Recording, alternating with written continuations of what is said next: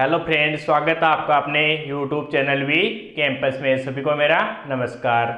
आज हम देखते हैं दोस्तों जो अपना केमिकल बॉन्ड जो मॉलिक्यूलर स्ट्रक्चर चैप्टर है उसमें वैलेंस बॉन्ड थ्योरी यानी जो आपकी वीबीटी संयोजकता बंध सिद्धांत क्या होता है और इसमें जो आपकी ओवरलैपिंग होती है वो क्या होती है, सिग्मा और जो पाई बॉन्ड होते हैं वो किस प्रकार उनका निर्माण होता है और उनमें कुछ डिफरेंस देखेंगे। तो सबसे पहले तो है वैलेंस बॉन्ड थ्योरी किसने दी थी। तो वैलेंस बॉन्ड थ्योरी आपके हिटलर और लंदन नामक दो क्या थे साइंटिस्ट थे, उन्होंने 1927 में क्या दी थी वैलेंस बॉन्ड थ्योरी के बारे में बताया था। उसके बाद में कौन था आपके, एक तो पॉलिंग और उनके साथियों ने क्या किया था, जो आपकी वीबीटी थ्योरी थी उनको क्या किया था, उसका और ज्यादा विस्तार किया था।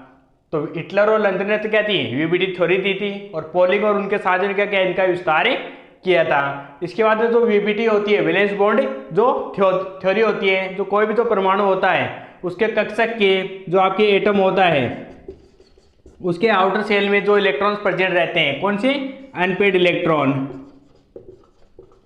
तो अनपेड इलेक्ट्रॉन्स का जो आपका चक्रण होता है वो एक दूसरे का क्या होना चाहिए, विपरीत होना चाहिए। वो आपस में क्या करते हैं, अतिव्यापन करते हैं और अतिव्यापन करके क्या बनाते हैं, आपके बॉन्ड का फॉर्मेशन करते हैं।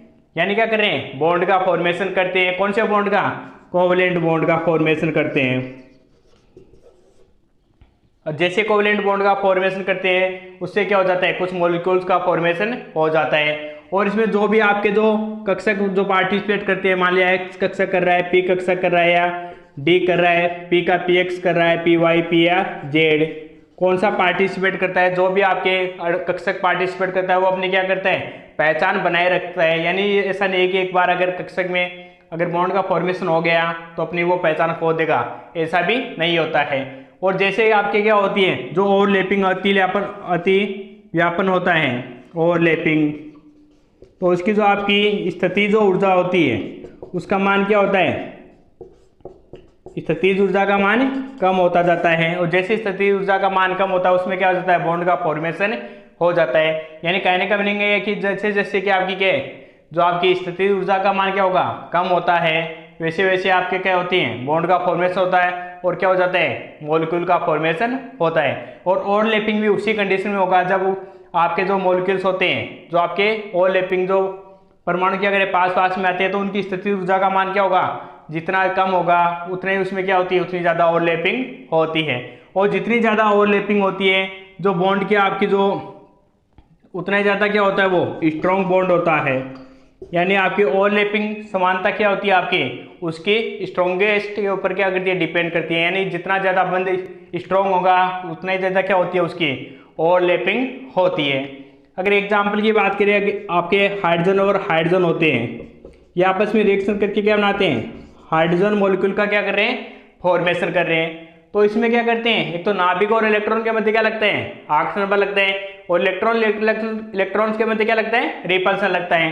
तो इन दोनों में क्या लगता है आपके, एक तो आपका क्या लग रहा है, अट्रैक्शन फोर्स आकर्षण बल लग रहा है, एक क्या लग रहा है, प्रतिकर्षण बल लग रहा है। यानी दोनों बल क्या करते हैं, कार्य करते हैं। लेकिन जो आपका आकर्षण बल का मान क्या होता है, प्रतिकर्षण के बल के बजाय क्या हो जाता है, थोड़ा अधिक हो जाता है। और जैसे आपके आकर्षण बल का मान अधिक होगा, हाइड्रोजन के जो एटम होते हैं वो क्या आ जाते हैं, पास पास में आते हैं और ओवरलैपिंग करते हैं, और वहां पर क्या हो जाता है, बॉन्ड का फॉर्मेशन हो जाता है। और किसका फॉर्मेशन हो जाता है, H2 मॉलिक्यूल का फॉर्मेशन हो जाता है। और जैसे पास पास में आते हैं उनकी स्थितिज ऊर्जा का मान भी क्या हो जाता है, कम हो जाता है। लेकिन ये तो क्या आपका था कि जो आपकी वीबीटी का कोण क्या हो रहा है, बॉन्ड का फॉर्मेशन। लेकिन एक आपका क्या है, हीलियम जो एटम है वो He2 के फॉर्म में नहीं पाया जाता है। तो उसका कारण क्या होता है, उसका कारण ये कहते हैं कि हीलियम में परमाणु में क्या होते हैं, आकर्षण और जो प्रतिकर्षण बल होता है दोनों क्या करते हैं, एक साथ कार्य करते हैं। लेकिन हीलियम के अंदर जो आपका जो आकर्षण बल होते हैं वो तो कितने कार्य करते हैं, 4 आकर्षण बल कार्य करते हैं। जबकि आपके जो प्रतिकर्षण बल होते हैं वो कितने होते हैं, इसमें 5 होते हैं। तो इसमें तो प्रतिकर्षण का मान क्या हो जाता है, अधिक हो जाता है। इसलिए जो हीलियम होता है वो हीलियम के He के रूप में पाया जाता है, न कि He2 अणु के रूप में पाया जाता है। इसके बाद में आती है कि जो ओवरलैपिंग होती है वो किस प्रकार होती है। एक तो होती है आपकी पॉजिटिव ओवरलैपिंग, एक होती है नेगेटिव, एक होती है जीरो ओवरलैपिंग। तो जैसे अगर पी अक्ष की बात करी जाए, एक होता है, ये तो आपका क्या होता है, पी एक्स होता है, एक होता है पी वाई। पी वाई क्या होता है, थोड़ा सा ऐसे क्रॉस में होता है।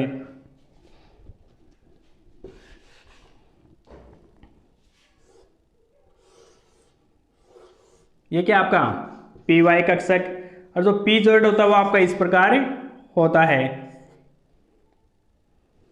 ये आपका क्या है, पी जेड कक्षक। तो इसमें क्या होता है, एक तो प्लस चार्ज होता है, एक माइनस होता है। तो एक तो क्या होता है, और एक आपका क्या है एस कक्षक होता है। एस में पॉजिटिव भी होता है और नेगेटिव भी होता है। अगर पॉजिटिव पॉजिटिव के पास में अगर मान लीजिए पी जेड है, ये आपके क्या है प्लस और माइनस है, तो अगर प्लस के पास में क्या रहे प्लस आ रहा है, इस प्रकार से अगर प्लस के पास में क्या रहे प्लस चार्ज आ रहा है, यानी माइनस प्लस प्लस माइनस, ये भी क्या आपका पी जेड और ये भी पी जेड। तो प्लस प्लस ये इन दोनों क्या कर रहे हैं ओवरलैपिंग कर रहे हैं, तो इसको बोला जाता है पॉजिटिव ओवरलैपिंग। पॉजिटिव ओवरलैपिंग बोला जाता है। और अगर यहाँ पर क्या आ जाए नेगेटिव और यहाँ पर क्या आ जाए नेगेटिव, ये पॉजिटिव ये पॉजिटिव, तो ये कौन सी हो जाएगी आपकी अभी नेगेटिव ओवरलैपिंग हो जाएगी। Negative overlapping. एक होती है आपकी जीरो ओवरलैपिंग, तो वो इस प्रकार आपके ये क्या है यहाँ पर क्या आकर जुड़ जाए एस कक्षक आकर जुड़ जाए, इसको बोला जाता है जीरो ओवरलैपिंग। क्या बोलते हैं जीरो ओवरलैपिंग बोला जाता है। ये तो आपके थे कि जो ओवरलैपिंग होती है वो 3 टाइप्स की होती है। इसके बाद में बात करते हैं कि जो आपके कोवैलेंट जो बॉन्ड होता है, या जो कोवैलेंट बॉन्ड को क्या बोला जाता है सिग्मा बॉन्ड बोला जाता है। तो सिग्मा बॉन्ड में क्या होते हैं कुछ दिशात्मक गुण पाए जाते हैं। क्या पाए जाते हैं दिशात्मक गुण पाए जाते हैं किसमें सिग्मा बॉन्ड में।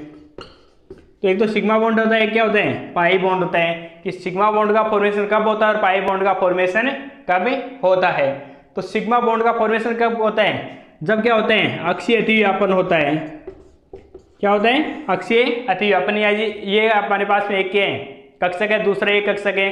अगर इस प्रकार क्या हो रहा है ओवरलैपिंग हो रहा है तो वहां पर क्या होता है सिग्मा बॉन्ड का फॉर्मेशन होता है। और अगर कक्षकों में इस प्रकार अतिव्यापन होता है यानी पार्श्वीय अतिव्यापन होता है तो वहां पर क्या होता है पाई बॉन्ड का फॉर्मेशन होता है। तो सबसे पहले हमारे पास में एस और एक्स कक्षक क्या कर सकते हैं ओवरलैपिंग कर सकते हैं और क्या बना सकते हैं कोवैलेंट बॉन्ड का फॉर्मेशन।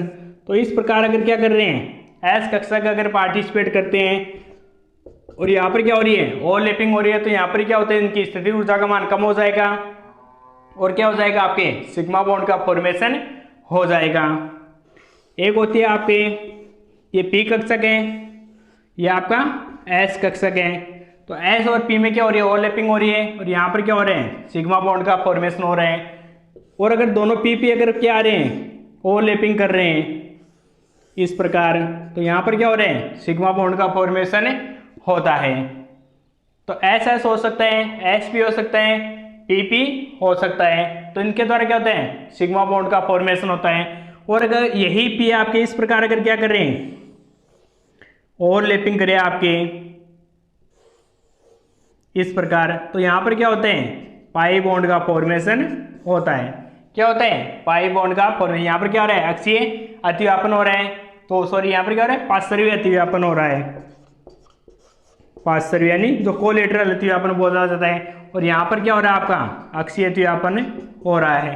तो जितना ज़्यादा ओवरलैपिंग होता है उतनी ज़्यादा क्या होते हैं आपका बॉन्ड स्ट्रॉन्ग बनता है और उतनी एनर्जी क्या होती है उनकी काम में होती जाती है। इसलिए अगर एक स्पेशल अगर दिशा से अगर क्या होते हैं कक्षक अगर पास में आते हैं और कक्षक वही पास में आते हैं जिनमें क्या होंगे आपके अनपेड इलेक्ट्रॉन प्रेजेंट हो, क्या हो अनपेड इलेक्ट्रॉन प्रेजेंट हो, वही कक्षक क्या करते हैं ओवरलैपिंग करते हैं और बॉन्ड का फॉर्मेशन करते हैं। इसके अलावा अगर कोई भरे हुए कक्षक होते हैं वो कभी भी ओवरलैपिंग नहीं करते हैं। तो ये थे आपके सिग्मा और जो पाई बॉन्ड कैसे बनते हैं। अब बात करते हैं जो आपके सिग्मा और जो पाई बॉन्ड होता है उसमें कौन कौन से डिफरेंस हैं। तो ये आपकी सिग्मा और पाई बॉन्ड में डिफरेंस है। तो सबसे पहले जो सिग्मा बॉन्ड का फॉर्मेशन क्या कब होता है जब उसमें क्या होता है अक्षीय अतिव्यापन होता है। जबकि आपके पाई बॉन्ड का फॉर्मेशन कब होता है, जब जो कक्षक होते हैं वो क्या करते हैं, इस प्रकार पार्श्वीय द्विव्यापन के अगर पास पास में आते हैं, ओवरलैपिंग करते हैं, तब वहां पर क्या होता है, पाई बॉन्ड का फॉर्मेशन होता है। जो सिग्मा बॉन्ड का फॉर्मेशन होता है वो एस एस कक्षक क्या आ सकते हैं, अक्षीय द्विव्यापन कर सकते हैं। एस और पी क्या कर सकते हैं, अतिव्यापन कर सकते हैं। पी पी कक्षक क्या कर सकते हैं, अतिव्यापन करके क्या बनाते हैं, सिग्मा बॉन्ड का फॉर्मेशन करते हैं। जबकि पाई बॉन्ड का फॉर्मेशन कब होता है, केवल जो पी कक्षक क्या करते हैं, इस प्रकार पार्श्वीय अतिव्यापन करेंगे तभी क्या होता है, पाई बॉन्ड का फॉर्मेशन होता है। सिग्मा बॉन्ड का फॉर्मेशन कब होता है, जब उसमें अतिव्यापन क्या होते हैं, बहुत ज्यादा होगा, और अतिव्यापन ज्यादा होता है, जितना ज्यादा अतिव्यापन होगा बॉन्ड उतना ही ज्यादा क्या होता है, स्ट्रॉन्ग होता जाता है। जबकि पाई बॉन्ड में क्या होता है, अतिव्यापन बहुत ही कम पाया जाता है, और जितना कम पाया जाएगा उतना ही बॉन्ड क्या होता है, वो वीक होता है। यानी पाई बॉन्ड क्या होता है, अतिव्यापन कम होता है, और क्या होता है, आपके दुर्बल बॉन्ड होता है। और जो सिग्मा बॉन्ड होते हैं उसमें नोडल तो जो आपके तल होते हैं वो क्या रहते हैं, एब्सेंट रहता है। जबकि पाई बॉन्ड में क्या पाया जाता है, एक नोडल तल पाया जाता है। जबकि जो सिग्मा बॉन्ड होते हैं ये हमारे पास में क्या है, तो उसमें कक्षकों क्या होते हैं, इस प्रकार फ्री रोटेशन प्रेजेंट रहता है। जबकि पाई में क्या होते हैं, दो जगह से क्या रहता है, अटैच रहता है, तो वहां पर क्या होते हैं, फ्री रोटेशन एब्सेंट रहता है। तो सिग्मा में क्या होते हैं, जो कक्षक होते हैं वो सिग्मा बॉन्ड के कारण क्या करते हैं, फ्री रोटेशन संभव है उसमें। जबकि पाई बॉन्ड में क्या होता है, फ्री रोटेशन एब्सेंट रहता है। सिग्मा बॉन्ड क्या होते हैं, स्ट्रॉन्ग बॉन्ड होते हैं, इसलिए इजीली ब्रेक नहीं होते हैं। और इजीली ब्रेक नहीं होंगे तो क्या होते हैं, आयंस में कन्वर्ट नहीं होंगे, और जब तक आयंस में कन्वर्ट नहीं होते हैं उनकी क्रियाशीलता क्या हो जाती है, कम हो जाती है। यानी सिग्मा बॉन्ड वाले क्या होते हैं, कम क्रियाशील होते हैं, जबकि पाई बॉन्ड क्या होता है, वीक होता है, इसलिए इजीली ब्रेक हो जाता है, तो उनकी क्रियाशीलता क्या हो जाती है, बढ़ जाती है। तो सिग्मा की क्रियाशीलता कम होती है, जो पाई बॉन्ड की क्रियाशीलता क्या होती है, अधिक होती है। सिग्मा बॉन्ड में क्या होती है, जो इलेक्ट्रॉन्स के जो अब्बर प्रेजेंट रहते हैं वहां पर क्या रहती है, साइमेट्री प्रेजेंट रहती है। जबकि पाई बॉन्ड में क्या रहते हैं, जो इलेक्ट्रॉन अब्बर रहता है वहां पर साइमेट्री एब्सेंट रहती है, यानी इसमें सममिति नहीं पाई जाती है। सिग्मा बॉन्ड हमेशा क्या होते हैं, अकेला भी फॉर्मेशन खुद यानी सिंगल फॉर्मेशन हो सकता है, अकेला सिग्मा का निर्माण भी हो सकता है, और पाई के साथ में भी क्या हो सकता है, सिग्मा बॉन्ड का फॉर्मेशन हो सकता है। तो ऐसा नहीं है कि वो हमेशा क्या होता है, वो पाई बॉन्ड का जहां पर फॉर्मेशन हो वहीं पर सिग्मा बॉन्ड का फॉर्मेशन होगा, ऐसा संभव नहीं है। या ऐसा कोई क्या है, कोई कंडीशन नहीं है कि हमेशा वो पाई बॉन्ड के साथ में हो। अकेला क्या हो सकता है, सिग्मा बॉन्ड का फॉर्मेशन हो सकता है, लेकिन पाई बॉन्ड का फॉर्मेशन हमेशा क्या होता है, सिग्मा बॉन्ड का फॉर्मेशन के साथ में ही होगा। अगर सिग्मा बॉन्ड जहां पर है वहीं पर भी क्या होगा, पाई बॉन्ड का फॉर्मेशन होगा। ऐसा नहीं है कि जहां पर पाई बॉन्ड है वहां पर सिग्मा बॉन्ड एब्सेंट है, ऐसा कभी भी पॉसिबल नहीं है। जो आपके सिग्मा बॉन्ड वाले होते हैं वो क्या करते हैं, जो आपके अणु होता है, मॉलिक्यूल्स होता है, उनकी आकृति क्या करते हैं, निर्धारित करते हैं, यानी किस प्रकार उसकी आकृति होती है। जबकि जो पाई बॉन्ड होते हैं उसकी जो आपके अणु की आकृति के ऊपर कोई भी प्रभाव नहीं होता है। इसके बाद में जो सिग्मा और जो पाई बॉन्ड की जो प्रबलता होती है, स्ट्रॉन्गेट, वो किसके ऊपर डिपेंड करेगा, जितना ज्यादा क्या होगा, अतिव्यापन होता है उतना ही क्या होता है, वो बॉन्ड क्या होता है, प्रबल होता है, स्ट्रॉन्ग होता है। और जितना ज्यादा अतिव्यापन होता है, कक्षकों के जो दिशात्मक गुण होते हैं, डायरेक्शनल जो गुण होते हैं, प्रॉपर्टीज होते हैं, उतने ही क्या होते हैं, अधिक होते हैं। और अतिव्यापन जो आपके कक्षक होते हैं उनका जो आकार होता है उनके भी क्या होते हैं, व्युत्क्रमानुपाती होता है। यानी जो अतिव्यापन होता है वो कक्षक का क्या होता है, दिशात्मक गुण के क्या होते हैं, डायरेक्टली प्रोपोर्शनल होता है। जितना ज्यादा अतिव्यापन उतना क्या होगा, उसमें दिशात्मक गुण पाया जाता है। और अतिव्यापन क्या होते हैं, कक्षकों के आकार के व्युत्क्रमानुपाती होता है। यानी जितना छोटा कक्षक होगा उतना अधिक क्या होगा, उसका अतिव्यापन होगा। जितना ज्यादा अधिक अतिव्यापन होगा उतना ही क्या होगा, स्ट्रॉन्ग बॉन्ड का फॉर्मेशन होगा।